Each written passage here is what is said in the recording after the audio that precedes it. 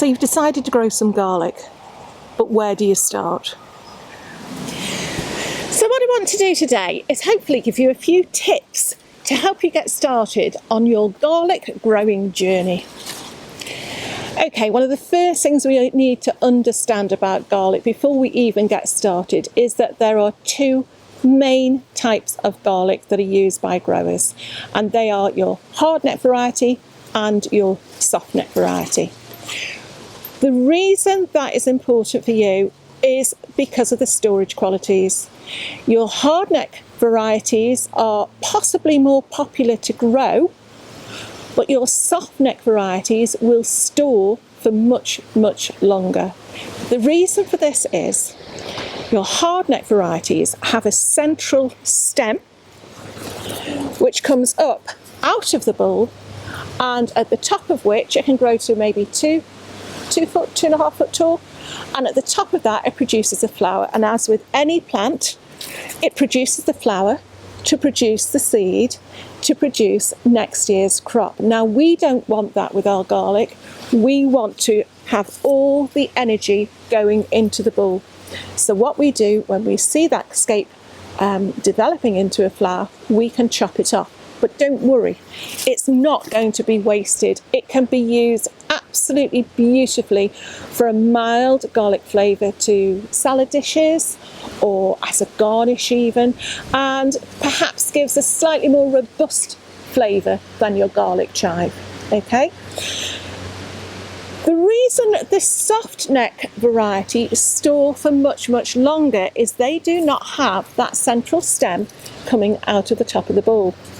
They have the paper will seal, just as with onions, as it reaches the top of the bulb, as this outer skin starts to contract, it will provide a nice seal just here that is soft and will pinch itself together and provide a much better storage facility for your garlic. So most of the garlic you get in supermarkets will be softneck. Now, the other reason for growing softneck is it is really lovely to plait. So if you are wanting to plait your garlic to look pretty in your kitchen, do not store it in your kitchen. It is the worst place to store garlic because it is damp. If you are into plaiting your garlic, it looks beautiful, and what better present could you give to a friend than a lovely plait of your own homegrown garlic? Next thing you need to consider is where you are going to source your garlic from. Now, in front of me, I've got garlic from various different places. You might decide that you want to grow garlic straight from the supermarket. So you've got some garlic, usually in a package, something like this, and it's been sitting in your kitchen drawer, and it started to maybe grow a green shoot. This one hasn't. These are usually softneck garlic, as I say. They haven't got the hard stem, so they're nice and sealed. And there is nothing wrong with growing that at all. You will get garlic bulbs. However, because you do not know where this bulb originated, you do not know if it has been treated with any chemicals to prolong its shelf life, or really any of the background at all. So fine, that's absolutely fine, but just as a heads up, if you have got an organic garden and you are particularly concerned about the origin of what you're growing, you might want to give that a miss, but it will grow. However, if you compare that, so my shop bought garlic, with, for example, a garlic I bought from a specialist garlic supplier. Now, there are suppliers online, there are suppliers if you go to garden shows, if you're looking, you have a farmer's market near you, you might have somebody who's selling specialist garlic bulbs. I got this one from a recent garden festival that I went to from a specialist supplier, and this one is called Blanc de Le Maine, or Le Mans. I haven't grown it before, but I was told that this is particularly good for overgrowing in the winter and particularly in cold climates. And you can see by looking at the pair of those that this one is going to have much larger cloves than the shop bought one. And also, if you think you are going to have larger cloves they are going to produce larger bulbs.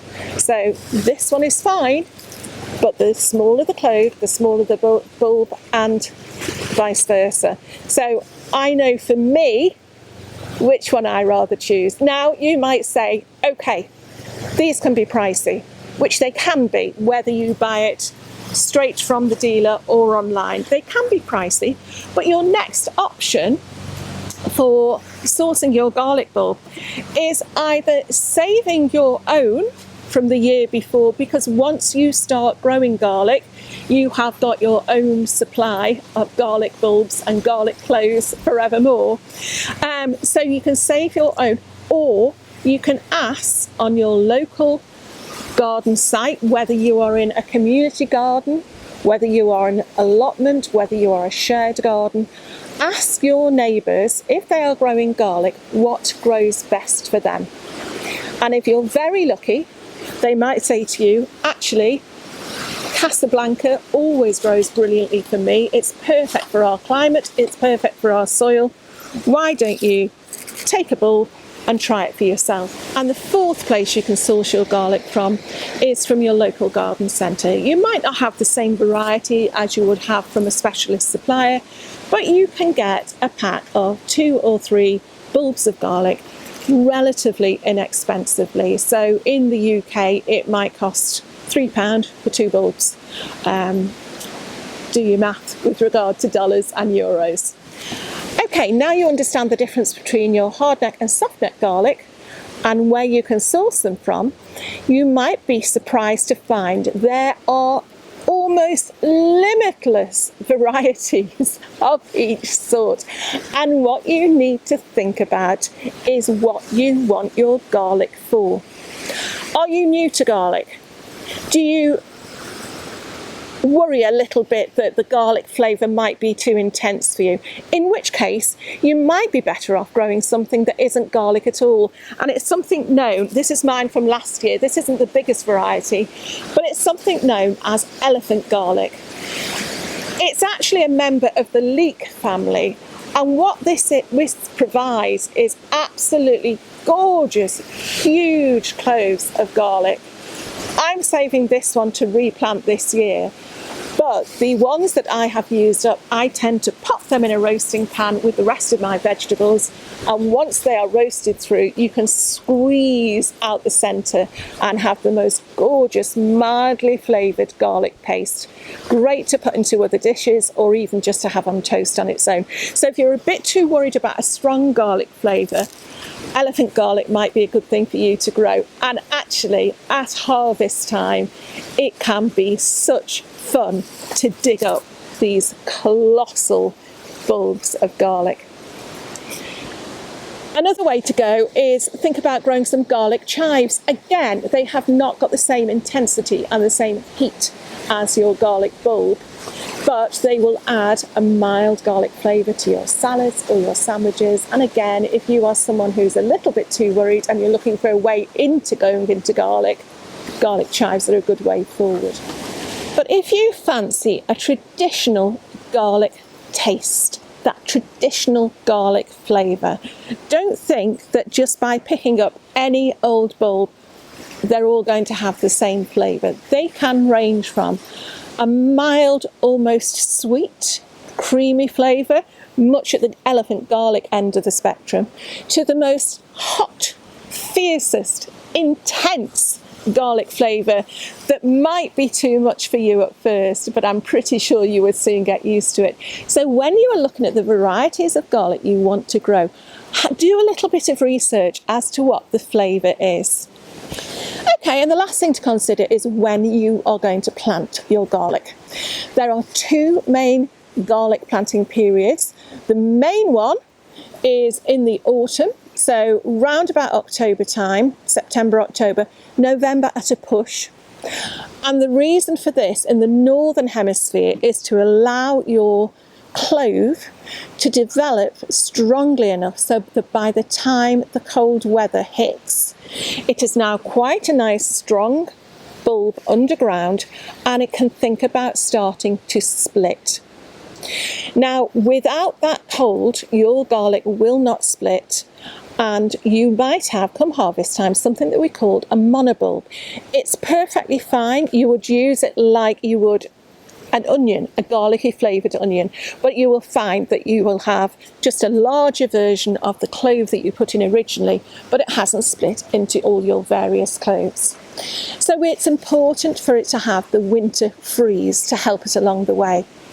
You can plant it in the spring, usually early spring, so late winter, early spring, round about February, March time, and it will still get some cold. It should still get a couple of frosts, but what you will end up then in June is smaller bulbs. It literally will not have had enough time to develop underground. So it's up to you. If it is inconvenient for you to put it in the winter, say your bed is being used by something else, wait till the spring. You will still get a great garlic harvest. Okay, well, I hope those tips have helped you on your garlic planting journey. If you want to see how it is when you actually come to harvest your garlic, so the fun part, take a look at the video I've put below and see just how much fun it can be to dig up this wonderful treasure from the ground. Hope you enjoyed the video. Give it a like and I'll see you again soon.